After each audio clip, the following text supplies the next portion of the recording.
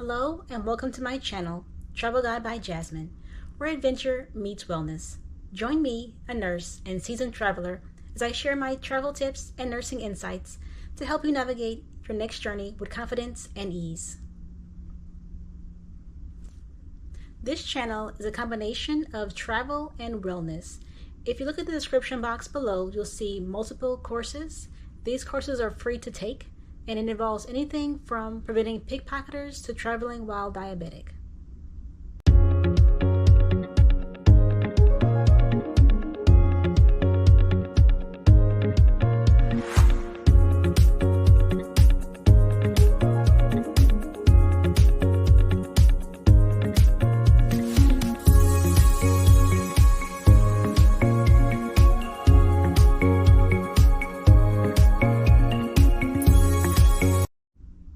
Today's video is about altitude sickness, symptoms, and how to avoid it.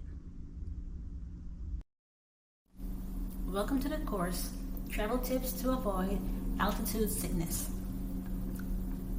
Altitude sickness, also known as acute mountain sickness, is a condition that occurs when a person ascends to high elevations too quickly, causing the body to struggle with adjusting to lower O2 levels in the air.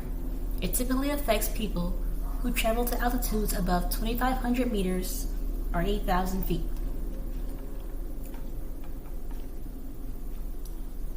Factors contributing to altitude sickness include decreased air pressure. As altitude increases, the air pressure decreases, resulting in less available oxygen.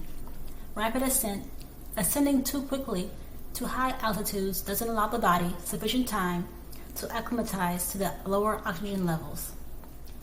Altitude threshold. Symptoms can begin to appear at around 2,000 meters or 6,600 feet above sea level, with the risk increasing at higher elevations. Individual susceptibility. People have varying susceptibilities to altitude sickness, with some experiencing symptoms at lower altitudes than others. Physical exertion. Engaging in strenuous activities at high altitudes can exacerbate symptoms. Dehydration. Higher rates of water vapor loss from the lungs at high altitudes can contribute to dehydration, potentially worsening symptoms. Duration of exposure. The length of time spent at high altitudes can influence the development and severity of symptoms. Previous episodes. Having a history of altitude sickness can increase the risk of experiencing it again. This is the important part. Altitude sickness symptoms. Headache.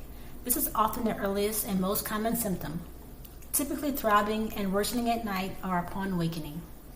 Nausea and loss of appetite. You may feel sick to your stomach or have no desire to eat. Fatigue and weakness. You might feel unusually tired or lack basic energy for basic tasks. Sleep disturbances. Difficulty sleeping or waking up frequently during the night is common. Dizziness or lightheadedness, and shortness of breath. This may occur even with mild activity. Now, these symptoms typically appear within 6 to 24 hours after arriving at high altitude. It's important to note that altitude sickness can sometimes be mistaken for other conditions like a hangover, dehydration, or exhaustion.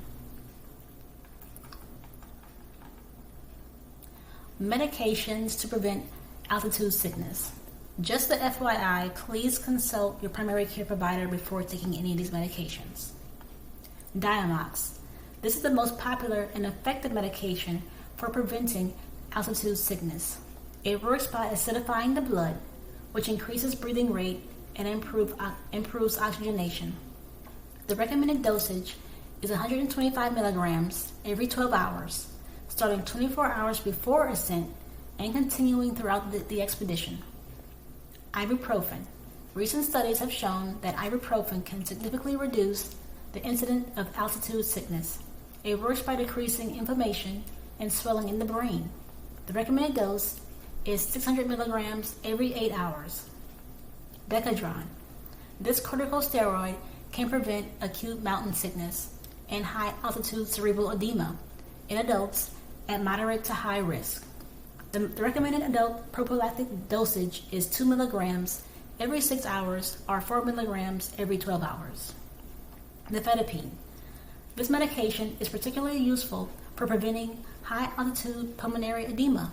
The recommended dosage is 30 milligrams of extended release nifedipine every 12 hours starting the day before ascent. And ascent is going upwards. And there are dietary changes to help prevent altitude sickness. Increase carbohydrate intake. Consume a diet rich in carbohydrates, aiming for at least 60% of your caloric intake from carbs. Good sources include bread, pasta, fruit, potatoes, and rice. Stay hydrated. Drink plenty of water, potentially up to 7 liters per day. Some studies suggest that beverages with carbohydrates and electrolytes may be more effective than water alone at altitude. Consume iron-rich foods. Load up on iron before your trip to prevent fatigue. Sources include fortified grains, beef, spinach, lentils, and eggs. Eat regularly. Don't skip meals, as low blood sugar can worsen altitude sickness symptoms. Include potassium-rich foods.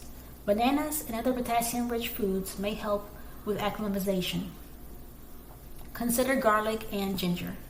These may help improve blood circulation and aid in acclimatization.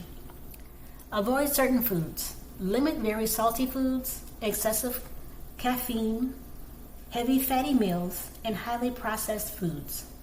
And avoid alcohol. Abstain from alcohol for at least the first 48 hours at high altitude. Steps to take during altitude sickness symptoms. Number 1 is stop ascending immediately. Do not go any higher in elevation. Rest and allow your body time to acclimate. Symptoms often improve within 24 to 48 hours if you don't ascend further. Descend, which is go down, if symptoms are moderate to severe or don't improve. Go down at least 1,500 feet or 450 meters or until symptoms subside. Stay hydrated by drinking plenty of water. Avoid alcohol and tobacco. Take over-the-counter pain relievers like ibuprofen or acetaminophen for headaches. And acetaminophen is Tylenol. Consider medications like Diamox to help acclimatize if prescribed by a doctor. For mild symptoms, you may be able to stay at your current altitude, but limit physical activity and get plenty of rest. Seek immediate medical attention if you experience severe symptoms like confusion, trouble breathing at rest, or inability to walk straight. In case of severe altitude sickness affecting the lungs or brain, treat it as a medical emergency and descend as quickly as possible.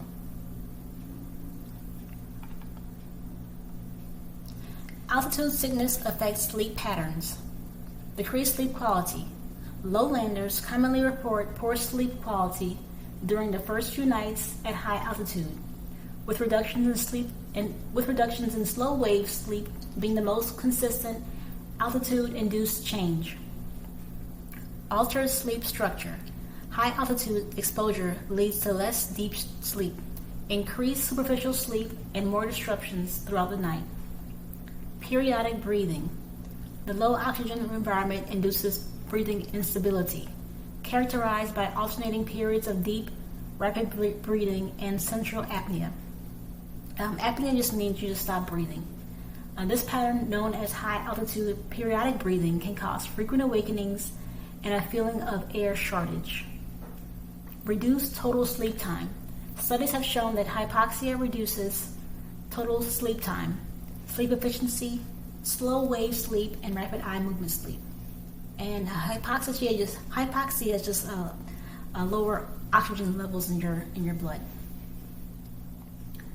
Insomnia. Many individuals experience difficulty falling asleep and staying asleep at high altitudes due to increased breathing and heart rates. So it causes also for you to increase your breathing and heart rate, so you just can't get a good sleep. Sleep disordered breathing. High altitude periodic breathing is associated with daytime sleepiness, headaches, and poor mood. And persistent effects. While some symptoms of acute mountain sickness may disappear after 2 to 3 days, sleep disturbances can persist. How to prevent altitude sickness. First is gradual ascent. Ascend slowly, avoid rapid ascents.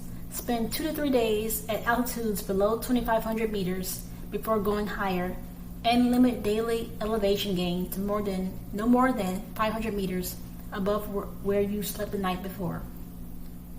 Acclimatization stops. If possible, spend the night at a moderate altitude before proceeding to higher elevations. Hydration and nutrition. Stay hydrated. Drink plenty of water, 4 to 5 liters per day, to avoid dehydration, which can worsen symptoms.